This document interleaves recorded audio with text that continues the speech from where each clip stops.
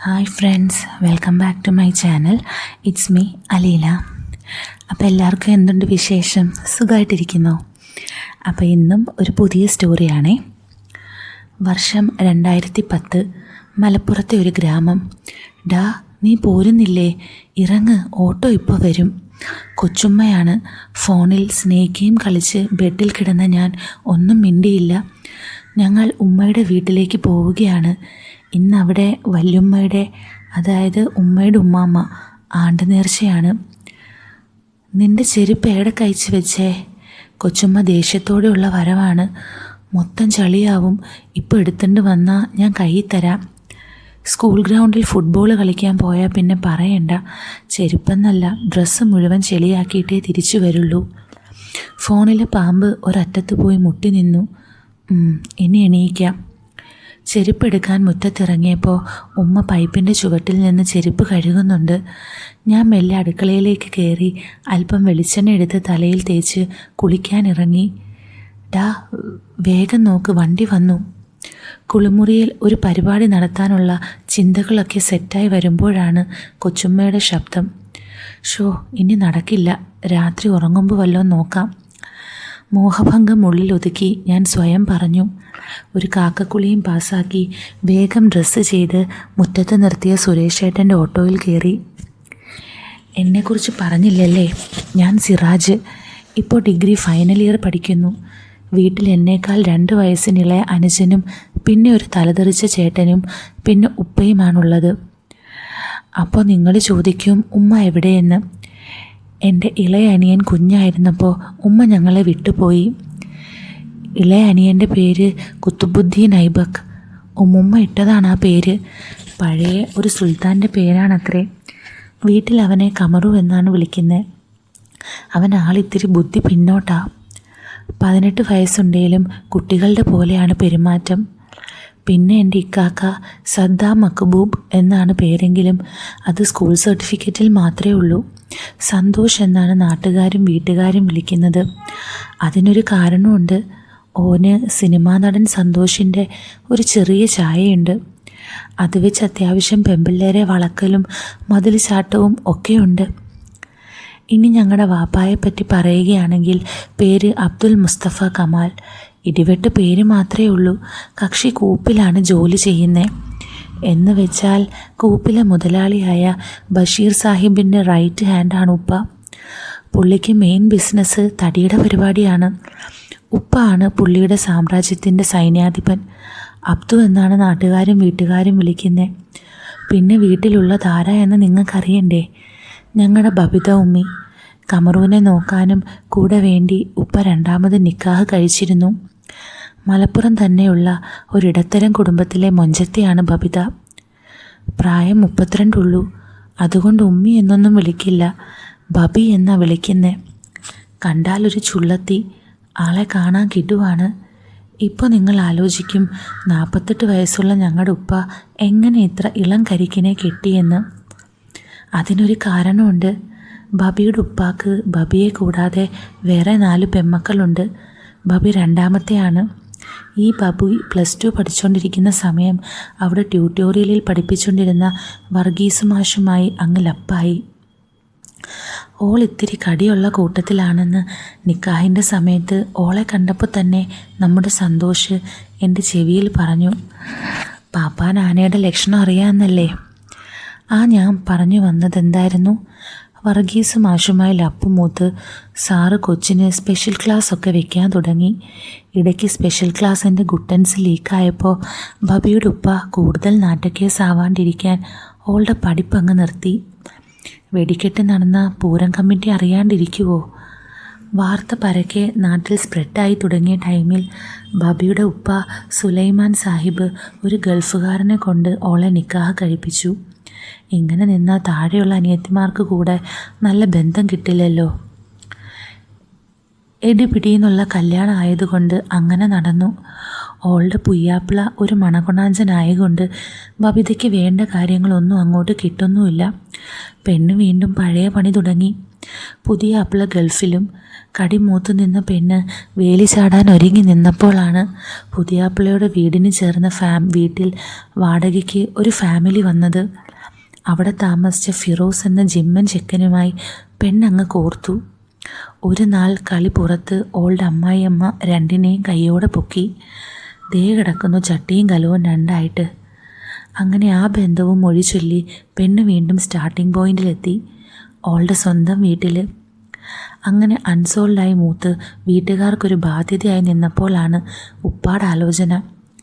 സുലൈമാൻ സാഹിബിൻ്റെ സാമ്പത്തിക സ്ഥിതിയും ഇവളുടെ താഴെയുള്ള പെൺകുട്ടികളുടെ കാര്യവുമൊക്കെ നടത്തേണ്ട കാര്യമുള്ളതുകൊണ്ട് ഞങ്ങളുടെ ഉപ്പ വിത്ത് ബബിത ഡീൽ അങ്ങോട്ട് ഉറപ്പിച്ചു. ഈ ബബിത സ്വന്തം വീട്ടിൽ വർഷങ്ങളായി നിൽക്കുമായിരുന്നു. കടി സഹിക്കാൻ പറ്റാത്ത ടൈപ്പല്ലേ. അവിടെ എന്തോ ഒക്കെ കാലം ആരോ ഒക്കെയായി ഉടച്ചുവെന്നും കരക്കമ്പിയുണ്ട്. ഉപ്പാടെ രണ്ടാം നിക്കാഹിന് ഉപ്പക്കും രണ്ടാനുമായ ബബിതയ്ക്കും അച്ചാറും കച്ചമ്പറും വിളമ്പിയത് മൂത്ത മക്കളായ ഞങ്ങളാണ്. സന്തോഷ് അന്നെൻ്റെ ചെവിയിൽ പറഞ്ഞൊരു കാര്യമുണ്ട്, കെട്ടിയത് ഉപ്പാണേലും ഓള് നമുക്കുള്ളതാണടാ എന്ന്. ആശാൻ പറഞ്ഞ അച്ചിട്ടാണ് കാര്യങ്ങൾ. 1-2 ഓൻ എനിക്ക് സെറ്റാക്കി തന്നിട്ടുണ്ട് കേട്ടോ. ബബിതയെക്കാട്ടി മൊഞ്ചത്തികളാണ് ബബിതയുടെ താഴെയുള്ളത്. ബബിത തന്നെ ഒരാറ്റൻ ചരക്കാണ്, നല്ല കൊഴുത്തുരുണ്ട കോഴിക്കോടൻ ഹൽവ മാതിരി. നിക്കാഹ് സമയത്ത് ഉപ്പാടെ ചില കൂട്ടുകാർ അടക്കം വായും പൊളിച്ച് നിന്നത് ഞാൻ കണ്ടിട്ടുണ്ട്. ഇന്ന് ഞങ്ങളുടെ വീട്ടിൽ ബബിതയില്ല. ഓളുടെ ഉപ്പാക്ക് സുഖമില്ലാഞ്ഞിട്ട് നാട്ടിൽ പോയി. അപ്പോൾ ഒരു സഹായത്തിന് കൊച്ചുമ്മ വന്നതാണ്. ഈ കഥയിൽ മെയിൻ നായിക ബബിതയാണെങ്കിലും വേറെയുണ്ട് കേട്ടോ കഥാപാത്രങ്ങൾ. അല്ല, ഇജ്ജിറങ്ങുന്നില്ലേ? ഉമ്മയുടെ അനുജത്തി ജാസിത്തയാണ്. ശരിക്കും പേര് ജസ്ന. ഉമ്മയ്ക്ക് 4 അനുജത്തിമാരും 2 ആങ്ങളമാരുമാണുള്ളത്. അതിലെല്ലാവർക്കും കൂടിയായി 18 മക്കളും ഉണ്ട്. കൈ പിടിച്ച് വലിച്ചുകൊണ്ട് എന്നെ ഇറക്കി ജാസിത്ത. എല്ലാവരും എത്തുന്നതേ ഉള്ളൂ. സന്തോഷും കമറുവും ഉപ്പയുമൊക്കെ അകത്തിരുന്നു. നേരത്തെ വന്നവർ കോലായിൽ തന്നെയുണ്ട്. ഞാൻ പരതിയത് റിഷു വന്നോ എന്നാണ്. റിഷു എൻ്റെ മാമാൻ്റെ മകളാണ്. റിൻഷ എന്ന പേര്. 12ാം ക്ലാസ്സിൽ പഠിക്കുന്നു. അവളെ തിരയാൻ വേറെ ചില കാരണങ്ങളുണ്ട്. അത് ഞാൻ ആദ്യം പറയാം. 6 മാസം മുമ്പാണ് ഞാൻ ഋഷുവിൻ്റെ വീട്ടിൽ നോമ്പ് തുറക്കാൻ പോകുന്നത്. വീട് പണി നടക്കുന്നത് കൊണ്ട് 2 മുറിയും ഒരു അടുക്കളയും മാത്രമുള്ള ചെറിയ വാടക വീട്ടിലായിരുന്നു അവർ. സന്തോഷ് അന്നൊരു ഒളിപ്പോരിന് പോയിരുന്നു. ബബിത വീട്ടിൽ കമറൂന് കൂട്ടായിരുന്നു. ഉപ്പാക്കന്ന് മുതലാളിയുടെ കൂടെ നിലമ്പൂർക്ക് പോവേണ്ടി വന്നു.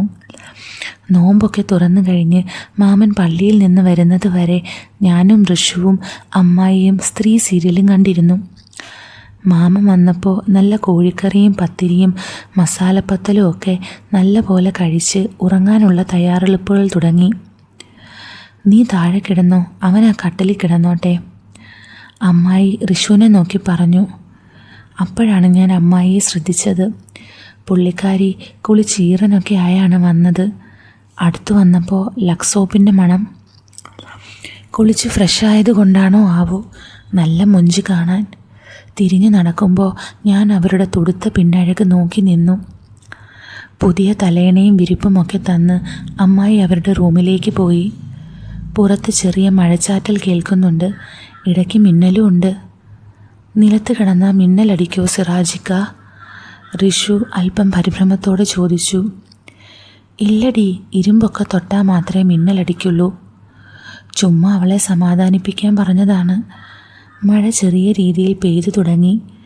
ഞാൻ പുതപ്പ് മേലെയിട്ട് എന്തൊക്കെയോ ആലോചിച്ച് മുകളിലെ ഓടും നോക്കി കിടന്നു. ഉറക്കം വരുന്നില്ല. കുറച്ച് കഴിഞ്ഞപ്പോൾ അപ്പുറത്തെ മുറിയിൽ നിന്ന് ചെറിയ ചിരിയൊക്കെ കേൾക്കാൻ തുടങ്ങി. ഞാൻ പതിയെ എണീറ്റു. ഋഷു ഉറങ്ങിയെന്നുറപ്പാണ്. ഞാൻ മെല്ലെ ബെഡിൽ നിന്നിറങ്ങി അവളെ കവച്ച് വെച്ച് റൂമിന് പുറത്തേക്ക് ഒരു കള്ളനെ പോലെ നടന്നു. ഡോറിനരികെ എത്തിയപ്പോൾ ഞാൻ വാതിലിനോട് ചേർന്ന് ചെവി ചേർത്ത് വെച്ച് നിന്നു. ഉള്ളിൽ നിന്ന് ഉമ്മ വയ്ക്കുന്ന സൗണ്ടൊക്കെ കേൾക്കാം, ചെറിയ സീൽക്കാരങ്ങളും. എൻ്റെ ഹൃദയമിടിപ്പ് വർദ്ധിക്കാൻ തുടങ്ങി. വാതിലിൻ്റെ എല്ലാ ഭാഗത്തും നോക്കി. അവസാനം ഒരു ചെറിയ ഹോള് ഞാൻ കണ്ടുപിടിച്ചു. ഹൃദയം വല്ലാതെ മിടിക്കുന്നു. ഞാൻ മെല്ലെ ആ ഹോളിലൂടെ ഒരു കണ്ണടച്ച് വെച്ച് നോക്കി. അമ്മായി ചുമര് ചാരിയിരിക്കുന്നു. മാമൻ ബ്ലൗസിൻ്റെ ഹുക്ക് അഴിച്ചു തുടങ്ങുകയാണ്. അമ്മായി മാമൻ്റെ കവളിൽ ഉമ്മ കൊടുക്കുന്നു. എനിക്കെൻ്റെ കണ്ണുകളെ വിശ്വസിക്കാൻ പറ്റുന്നില്ല. ഇതുപോലെ ഒരു കാഴ്ച ജന്മത്ത് കിട്ടുമെന്ന് കരുതിയില്ല. വീണ്ടും ഞാൻ ഒരു കണ്ണടച്ച് ഹാളിലൂടെ നോക്കി. മോൾക്ക് 18 വയസ്സായി. എന്നാലും അമ്മായി എന്തൊരു മുതലാണ്. 12ാം ക്ലാസ്സിൽ പഠിക്കുമ്പോൾ ക്ലാസ്സിലെ റാഫി കൊണ്ടുവന്ന് നോക്കിയ മൊബൈലിലാണ് ആദ്യമായി ഒരു വീഡിയോ കാണുന്നത്. അന്ന് ഏതോ ഒരു മദാമയും സായിപ്പും പണിയെടുക്കുന്ന വീഡിയോ. ആ ചെറിയ സ്ക്രീനിൽ കണ്ടത് ഇപ്പോഴും ചില ഗവേഷണങ്ങൾക്ക് വിഷയമാവാറുണ്ട്. അപ്പോഴൊന്നും ഇങ്ങനെ ഒരു സ്കോപ്പുള്ളത് എൻ്റെ മനസ്സിൽ കത്തിയില്ല എന്നതാ സത്യം. അല്ലേലും ഒളിഞ്ഞു നോക്കാൻ തയ്യാറായി നമ്മൾ വന്നാലും അവരിങ്ങനെയൊക്കെ ചെയ്യുമെന്ന് ഉറപ്പൊന്നുമില്ലല്ലോ. ഇതേതായാലും ഗോൾഡൻ ബമ്പറായി എന്ന് തന്നെ പറയാം. ആ ഇക്ക മെല്ലെ. മാമനങ്ങ് അരങ്ങ് തകർക്കുകയാണ്. അമ്മായി നന്നായി സഹകരിക്കുന്നുണ്ട്. പണിയുടെ ഇടയിൽ അമ്മായി വെള്ളം കുടിക്കാൻ ഡോറിൻ്റെ അഭിമുഖമായുള്ള മേശയ്ക്കടുത്ത് വന്നു. ശരിക്കും അവരെ നോക്കി നിന്നു. വെളുത്ത തുടുത്ത ശരീരം. ഇതൊരു സ്വപ്നമാണോ എന്നൊക്കെ എനിക്ക് തോന്നി. മാമൻ ബെഡിൽ നിന്ന് എണീറ്റ് വന്ന് അമ്മായിയെ മേശയ്ക്ക് മുകളിലിരുത്തി. ഹോ, എന്താ അവിടെ നടക്കുന്നത്? ജൂനിയർ സിറാജ് ബഹളം വെച്ച് തുടങ്ങി. പെട്ടെന്നെന്തോ വീഴുന്ന ശബ്ദം കേട്ട് ഞാൻ വീണ്ടും ഹാളിലേക്ക് നോക്കി. മേശയിലിരുന്ന ബോഡി സ്പ്രേ കുപ്പി അമ്മായിയുടെ കൈ തെറ്റി താഴെ വീണതാണ്. 2 പേരും കിടക്കയിലേക്ക് വന്നു. യാ മോനെ, സൂപ്പർ മോഡ് ഓൺ. അമ്മായിയുടെ ചെവിയിൽ മാമൻ എന്തോ ഒക്കെ ചോദിക്കുന്നുണ്ട്. അമ്മായി നാണം കൂട്ടി ഒരു ചിരി ചിരിക്കുന്നുണ്ട്. കുറേ നേരം കാഴ്ചകൾ കണ്ട് ഞാൻ സംതൃപ്തി അടഞ്ഞു. എല്ലാം ഒരു സ്വപ്നം പോലെ ആയിരുന്നു എനിക്ക്. വാതിൽ തുറന്ന് അവർ വാഷ്റൂമിലേക്ക് പോകുന്ന ശബ്ദം കേൾക്കാം. ലൈവ് പണി കണ്ട് ഹോ, എൻ്റെ ഒരു ഭാഗ്യം. ഞാൻ എന്നെക്കുറിച്ച് തന്നെ അഭിമാനപ്പെട്ടു. മറ്റന്നാൾ ക്ലാസ്സിലെത്തിയിട്ട് എല്ലാത്തിനെയും ഈ കഥ പറഞ്ഞ് കൊതിപ്പിക്കണോ എന്നൊക്കെ മനസ്സിൽ കരുതി ഞാൻ പതിയെ ഉറക്കത്തിലേക്ക് വീണു. ഡാ, നോമ്പ് നോക്കണ്ടേ? അമ്മായിയാണ്. ഞാൻ പുതപ്പ് നീക്കി മെല്ലെ എണീറ്റു. ഇന്നലത്തെ രംഗങ്ങൾ എൻ്റെ മനസ്സിലേക്ക് വന്നുകൊണ്ടിരുന്നു. ഭക്ഷണം കഴിക്കാൻ ടേബിളിലിരിക്കുമ്പോൾ എൻ്റെ മനസ്സ് മുഴുവൻ അമ്മായിയുടെ ഇന്നലെയുള്ള പ്രകടനങ്ങളായിരുന്നു. പിറ്റേന്ന് രാത്രി ഭക്ഷണമൊക്കെ കഴിഞ്ഞ് ഉറങ്ങാൻ നേരം ഞാൻ എല്ലാം കൊണ്ടും തയ്യാറായിട്ടായിരുന്നു. ഇന്നലത്തെ രംഗങ്ങൾ എനിക്ക് നൽകിയ ഉന്മാദം പറഞ്ഞറിയിക്കാൻ പറ്റാത്തതായിരുന്നു. പക്ഷേ എന്തോ ഇന്നലത്തെ പോലെ അമ്മായി കുളിച്ച് കണ്ടില്ല. എനിക്ക് നിരാശ തോന്നി. ഋഷു അപ്പോഴേക്ക് കിടക്കാനെത്തിയിരുന്നു. ഞാൻ താഴെ കിടക്കുമെന്ന് കരുതണ്ട മോനെ. പുറത്ത് മിന്നലടിക്കുന്നുണ്ട്. മഴയും. വെറുതെ അല്ല, അവൾക്ക് ചെറിയ പേടിയുണ്ട്. അവൾ നേരെ ബെഡിൽ വന്നിരുന്നു. അപ്പുറത്ത് റൂമിൽ ഡോർ അടയ്ക്കുന്ന ശബ്ദം കേൾക്കാം. അമ്മായി മാമനും കിടക്കാൻ പോവുകയാണ്. ഞാൻ പ്രതീക്ഷ പൂർണ്ണമായി കൈവിട്ടില്ല. കാത്തിരിക്കാമെന്നു തന്നെ വെച്ചു. പക്ഷേ കുറച്ച് കഴിഞ്ഞപ്പോൾ മാമൻ്റെ കൂർക്കം വലി കേട്ടു തുടങ്ങി. എൻ്റെ ബെഡിൻ്റെ ഒരു ഭാഗത്തു കൂടി തലയിൽ കൂടെ പുതപ്പിട്ട് കിടക്കുകയാണ് ഋഷു.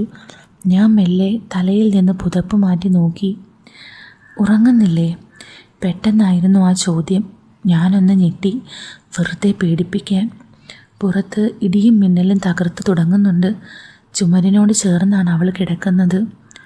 മിന്നലുണ്ട്, അധികം ചുമരിനോടടുത്ത് കിടക്കണ്ട. അവൾ എൻ്റെ അടുത്തേക്ക് മെല്ലെ ചേർന്ന് കിടന്നു. പക്ഷേ മുഖം ചുമര് നേരെ ആക്കിയിട്ടായിരുന്നു കിടപ്പ്.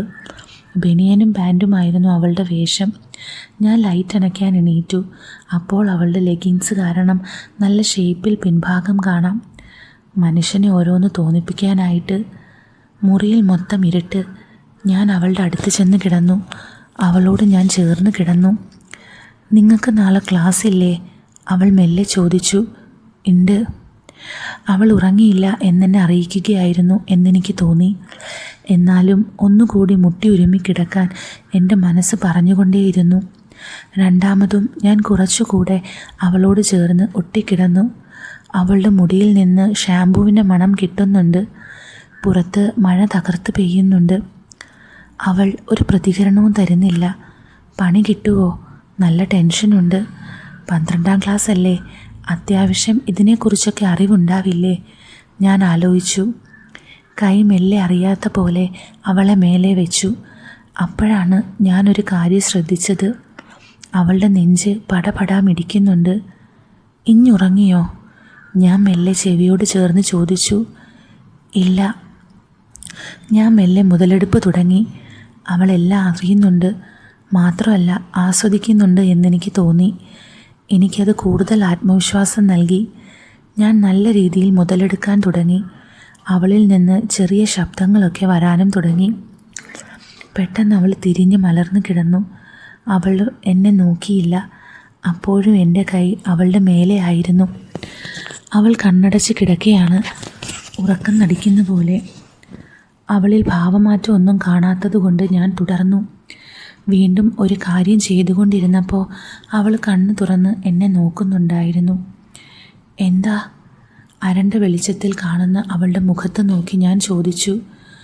അവൾ അല്പം നാണത്തോടെ പറഞ്ഞു, പോ അവിടുന്ന്, എങ്ങാനും ഉപ്പയും ഉമ്മയും അറിഞ്ഞാലുണ്ടല്ലോ. അവൾ സ്വകാര്യം പോലെ പറഞ്ഞു. പക്ഷെ അത് പറയുമ്പോഴും അവളുടെ മുഖം എന്തിനും സമ്മതം എന്ന് വിളിച്ച് ഓതുന്നുണ്ടായിരുന്നു. എനിക്കെന്തോ പോലെ ആവുന്നു. അവൾ മുഖത്തേക്ക് നോക്കി പറഞ്ഞു. പിന്നെ ഞങ്ങൾ പരസ്പരം ഒരുമിച്ച് സന്തോഷിക്കാൻ തുടങ്ങി. പെട്ടെന്ന് അപ്പുറത്തെ റൂമിൽ ലൈറ്റ് ഓണായി. അവൾ പേടിച്ച് കൈ എൻ്റെ മേലെ നിന്ന് വലിച്ചു. ഒന്നും അറിയാത്ത പോലെ മാറിക്കിടന്നു. മാമൻ എണീറ്റതാണ്. ഞാൻ തിരിഞ്ഞു കിടന്നു. കുറേ നേരം ഞാൻ കാത്തിരുന്നു, ലൈറ്റ് ഓഫായാൽ വീണ്ടും തുടങ്ങാൻ. പക്ഷേ എപ്പോഴോ ഞാനും ഉറങ്ങിപ്പോയി. രാവിലെ അത്താഴത്തിന് എണീറ്റപ്പോൾ അവളുടെ മുഖത്ത് നോക്കാൻ എനിക്ക് ഭയങ്കര മടിയായിരുന്നു. അവൾക്കും ആ ഒരു മടിയുണ്ടെന്ന് എനിക്ക് തോന്നി. ക്ലാസ്സിലെത്തേണ്ടത് കൊണ്ട് തന്നെ ഞാൻ രാവിലെ വീട്ടിലേക്ക് തിരിച്ചു. മാമൻ എന്നെ ബസ് സ്റ്റാൻഡിൽ ഇറക്കി തന്നു. അതിനുശേഷം 5 മാസം കഴിഞ്ഞു. അവളെ അതിനുശേഷം കണ്ടിട്ടില്ല. അവളെ കാണുക എന്നതായിരുന്നു ഈ ആണ്ടിന് തറവാട്ടിലേക്ക് വരാനുള്ള എൻ്റെ പ്രധാന കാരണം. ഓട്ടോയിൽ നിന്നിറങ്ങുമ്പോൾ അമ്മായി അവിടെ നിന്ന് ഉമ്മയുടെ കൈ പിടിച്ച് വർത്താനം പറയുന്നുണ്ട്. റിഷുവിനെ എവിടെയും കണ്ടില്ല. ഉമ്മുമ്മ സ്നേഹത്തോടെ കൈപിടിച്ച് എന്നെ ചേർത്ത് നിർത്തി. കവിളിൽ ഒരു ഉമ്മയും തന്നിട്ട് പറഞ്ഞു, ഇവനെ ഇങ്ങോട്ട് കണ്ടിട്ട് എത്രയായി? കഴിഞ്ഞ നോമ്പ് തുറക്കി കണ്ടതാ. ഞാനും പൊരേ കഴിഞ്ഞ നോമ്പിന് വന്നപ്പോൾ കണ്ടതാ, അമ്മായി ചിരിച്ചുകൊണ്ട് പറഞ്ഞു. അടുക്കളയിൽ അയലത്തെ വീട്ടിലെ പെണ്ണുങ്ങളൊക്കെയുണ്ട്. അമ്മായിയും വേറെ 2 പേരും ചേർന്ന് കുഞ്ഞിപ്പത്തൽ പരത്തുന്നുണ്ട്. രാത്രി ആണ്ടുദുവാ കഴിഞ്ഞ് കുഞ്ഞിപ്പത്തലും ബീഫ് കറിയിട്ട് കുഴച്ച ഒരു ഫുഡുണ്ട്. പൊളിയായിരിക്കും. ഞാൻ അടുക്കളയിൽ നിന്ന് പിറകിലെ കോലായിലേക്ക് ഇറങ്ങി. മോനെ, അടുക്കളയിൽ പോയിട്ട് ബീഫ് മസാലയുടെ പാക്കറ്റ് എടുത്തുകൊണ്ട് വാ. സലീമിക്കയാണ്. മൂപ്പരാണ് ഈ ഏരിയയിലെ പ്രധാന പാചകക്കാരൻ. പുള്ളിയുടെ മജ്ബൂസൊക്കെ വേറെ ലെവലാണ്.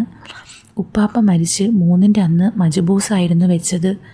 ഇവിടെ കല്യാണ വീടുകളിലും സൽക്കാരങ്ങളിലും ഒക്കെ പുള്ളിയാണ് മെയിൻ പാചകക്കാരൻ.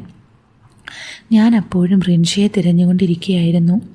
പുള്ളി പറഞ്ഞത് ഉള്ളിൽ നിന്ന് കേട്ടതുകൊണ്ടാവാം, ജസ്നാത്ത, അതായത് ഉമ്മയുടെ അനുജത്തി, ഒരു പാക്കറ്റ് ബീഫ് മസാലയുമായി വന്നു. നീ എന്താടാ ഇങ്ങനെ നിൽക്കുന്നേ? എൻ്റെ അന്തം വിട്ടുള്ള നിൽപ്പ് കണ്ട് ജസ്നാത്ത ചോദിച്ചു. ഒന്നുമില്ല. ഞാൻ മെല്ലെ മുറ്റത്തേക്കിറങ്ങി. റിഷുവും ഫാത്തിമയും, ഫാത്തിമ ഉപ്പപ്പയുടെ അനുജൻ്റെ മകളുടെ മകൾ, അവളുടെ വീട്ടിൽ നിന്ന് ഇറങ്ങി വരുന്നുണ്ട്. ഞങ്ങളുടെ തറവാടിൻ്റെ തൊട്ട് തന്നെയാണ് അവളുടെ വീട്. ഫാത്തിമ എന്നാണ് അവളുടെ മുഴുവൻ പേര്. എന്നെക്കാളും 2 വയസ്സും റിഷുവിനേക്കാളും 1 വയസ്സും കുറവ്. പക്ഷേ ഞങ്ങൾ ചെറുപ്പത്തിലെ കമ്പനിയായിരുന്നു. ഉമ്മയുടെ വീട്ടിൽ വരുമ്പോഴുള്ള കളിക്കൂട്ടുകാർ. ദൂരെ നിന്ന് കണ്ട ഫാത്തി കൈപൊക്കി വീശി കാണിച്ചു. റിഷു പക്ഷേ എന്നെ വെറുതെ നോക്കിയതേയുള്ളൂ.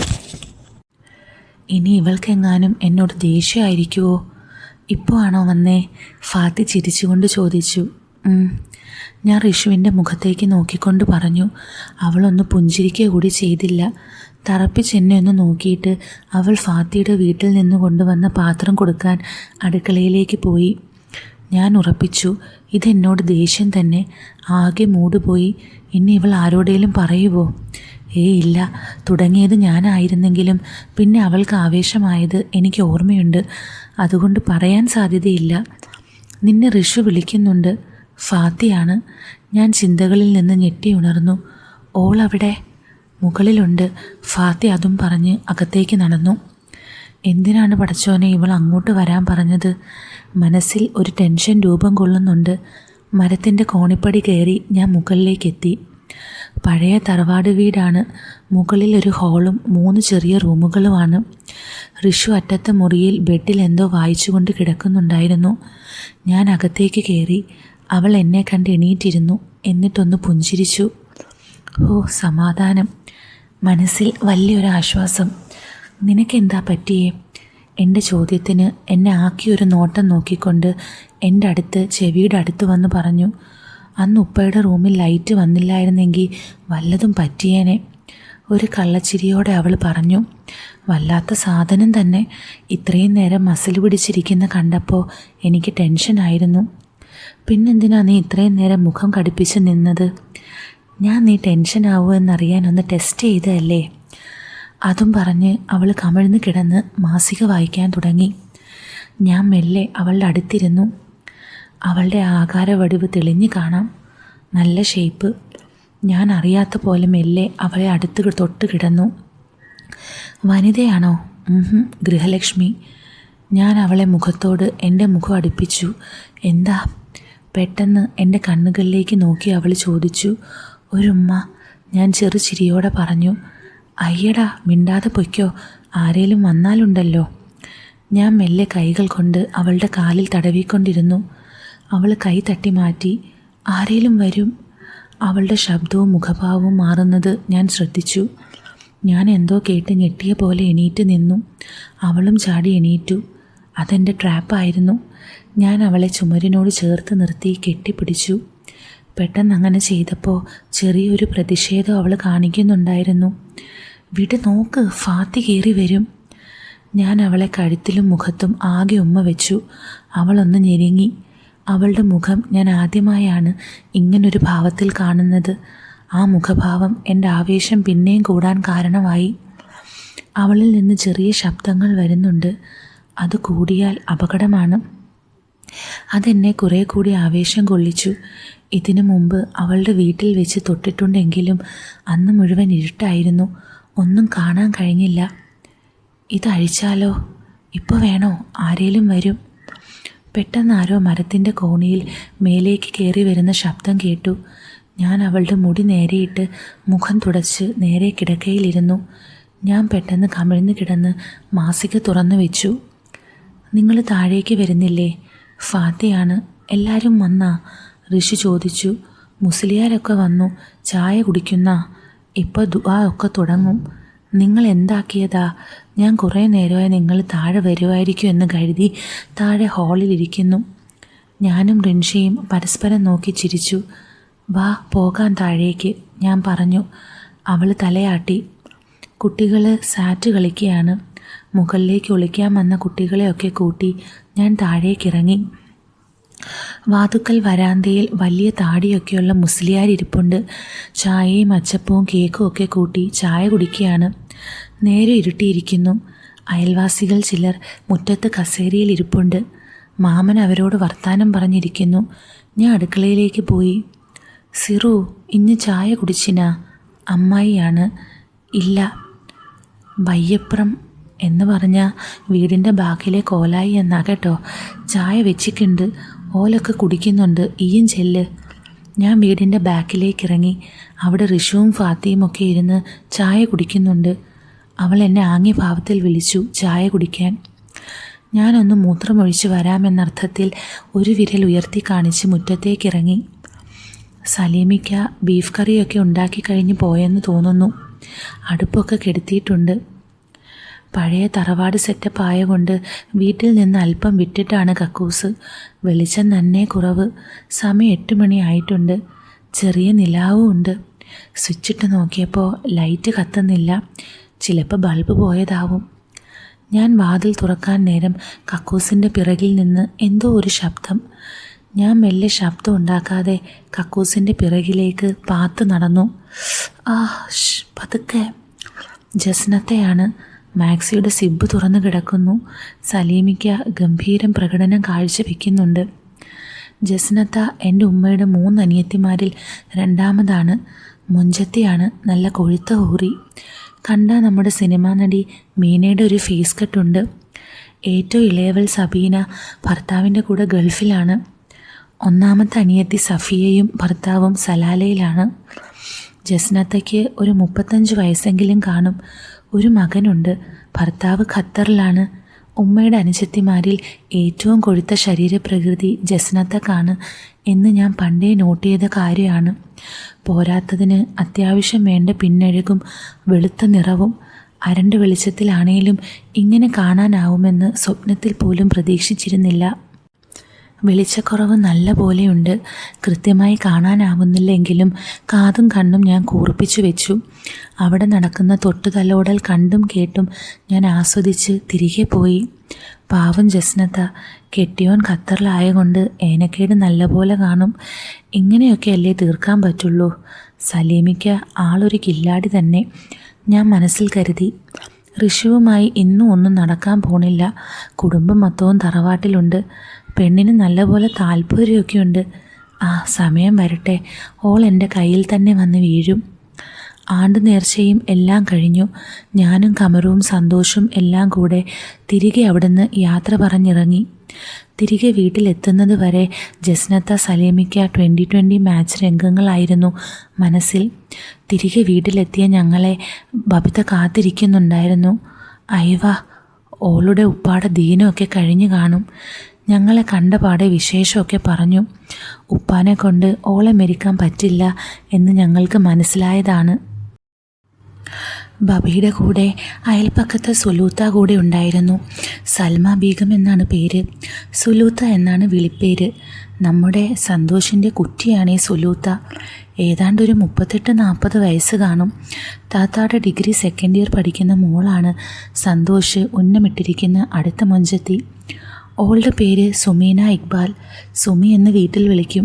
സുമിയെ കാണാൻ നല്ല മൊഞ്ചാണ്. സുലൂത്ത ചെറുപ്പത്തിലിരുന്ന പോലെയാ ഓളിരിക്കുന്നേ. സുലൂത്ത ഒരു കിടുക്കാച്ചി ചരക്കാണ്. ഇത്താടെ കെട്ടിയോൻ ഇക്ബാലിക്ക അങ്ങ് ഷിപ്പിലാണ്. കടലാറ് മാസം നാടാറ് മാസമാണ് പുള്ളിയുടെ ലൈൻ. ഇക്ബാലിക്കാനെ ഇക്കു എന്നാണ് ഇത്ത സംബോധനം ചെയ്യുന്നത്. എന്തായാലും ഇക്കു അങ്ങ് കപ്പലിൽ പോകുമ്പോൾ സുലൂത്ത സന്തോഷമായി ചില ഇടപാടൊക്കെ ഉണ്ട്. ഓൻ അവിടെ ഇടയ്ക്ക് അവരുടെ മതിലിൻ്റെ മുകളിൽ ഹൈ ജമ്പൊക്കെ നടത്താറുണ്ട്. സുലൂത്ത ബബിതയുമായി നല്ല കമ്പനിയാണ്. ഇവർ രണ്ടുപേരും കൂടെ കൂടിയാൽ മൊത്തം മറ്റേ ടൈപ്പ് സംസാരമാണ്. സുലൂത്ത ഈയിടെ സന്തോഷിനോട് പറയുകയും ചെയ്തു, ഓൾക്ക് നിങ്ങളുടെ ഉപ്പ പോരെന്ന്. അതായത് ബബിതയെ ഇങ്ങോട്ട് കെട്ടിക്കൊണ്ട് വന്നതിന് ശേഷം ഓൾക്ക് പുറത്തേക്ക് ഇടപാടൊന്നും നടക്കുന്നില്ല. വേണ്ടത് ഉപ്പയിൽ നിന്ന് കിട്ടുന്നുമില്ല. എനിക്കാണെങ്കിൽ ഋഷുവുമായിട്ടൊന്നും കംപ്ലീറ്റ് നടന്നുമില്ല. സന്തോഷ് അവസരം വരുന്നവരെ കാത്തിരിക്കാനാണ് പറഞ്ഞത്. ഓള് നമുക്കുള്ളതാണടാ. അവൻ്റെ ആത്മവിശ്വാസത്തിലാണ് എൻ്റെയും പ്രതീക്ഷ. അങ്ങനെ ഇരിക്കെയാണ് ഞങ്ങൾക്ക് അവസരം വീണ് കിട്ടിയത്. ഒരു ദിവസം അടുക്കളയിൽ ബബിതയും കമറുവുമായി എന്തോ ഒരു സംസാരം. കമറു വാശി പിടിച്ച് എനിക്കത് തന്നെ വേണം എന്ന് പറയുന്നുണ്ട്. അവന് കൊച്ചുകുട്ടികളുടെ സ്വഭാവമാണല്ലോ. ബബി അവനോട് പറയുന്നുണ്ട്, പൊന്നിന് ഞാൻ വേറെ തരാം, ഇത് ചീത്തയാ എന്ന്. ഞാനും സന്തോഷം അങ്ങോട്ടേക്ക് ചെന്നു. അപ്പോൾ ഞങ്ങളൊരു കാഴ്ച കണ്ടു. അവിടുന്ന് അങ്ങോട്ട് ഞങ്ങൾക്കൊരു വലിയ അവസരം വീണ് കിട്ടുകയായിരുന്നു. അതെന്താണെന്ന് ഞാൻ നമ്മുടെ ടെലിഗ്രാം ചാനലിൽ കൊടുത്തേക്കാം കേട്ടോ. ബാക്കി ഭാഗത്തിന് നിങ്ങൾ ടെലിഗ്രാം ചാനൽ നോക്കണം. അതിൻ്റെ ലിങ്ക് ഞാൻ കമൻറ്റ് ബോക്സിൽ കൊടുത്തേക്കാവേ. അപ്പോൾ നമുക്ക് പുതിയൊരു വീഡിയോ ആയിട്ട് ഉടനെ കാണാം. With love, Aleena.